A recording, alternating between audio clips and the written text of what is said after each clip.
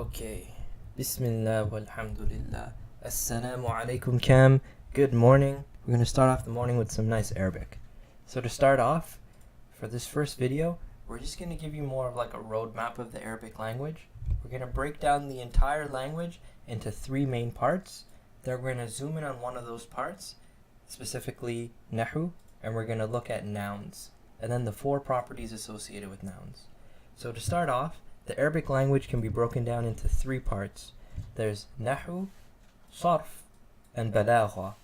So nahu is grammar, but more specifically, it is the purpose of a word in a sentence.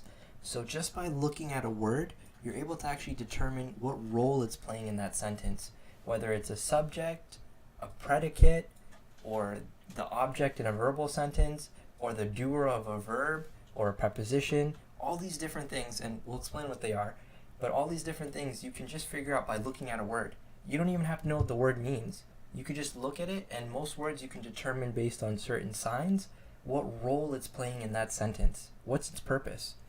So secondly, in Arabic, there is sarf, and that's another component. And essentially what that is that you're looking at the meaning of a word based on the changes that happen within it. So every single word in Arabic can be traced back to a root word, and those root words can be put on different patterns which produce new meanings. So a word such as kharaja, which means he left, when you add an alif to the first letter, it becomes kharij, and that means the one who left. And you could do that with all verbs. So fa'ala means the doer, fa'il means the one who did, kataba means the one who wrote or he wrote. When you put it on the pattern of fa'il, putting the alif in the front, it becomes katib, which means writer, right? So there's these really cool patterns that you can learn that literally just produce new words with very specific meanings. So Nina's actually going to take you through sarf, and I'm going to take you through nahu. So all of these videos that we go through are going to focus on nahu, and the stuff that you do with Nina will focus on sarf. The third part is called balagha, and this is known as rhetoric or beautiful speech. Essentially, it's speech that is so pristine that it has the ability to impact one's heart.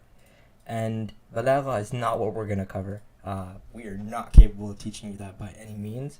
And balagha is actually something you learn after you've mastered nahu and sarf. It's the language of the Quran, and it's the language of pre-Islamic poetry, right? So that's really advanced, so we're not going to touch on that. So just to go over, nahu is the purpose of a word in a sentence, which is essentially grammar, and sarf are the changes that occur to a word in order to give it new meaning. That's it.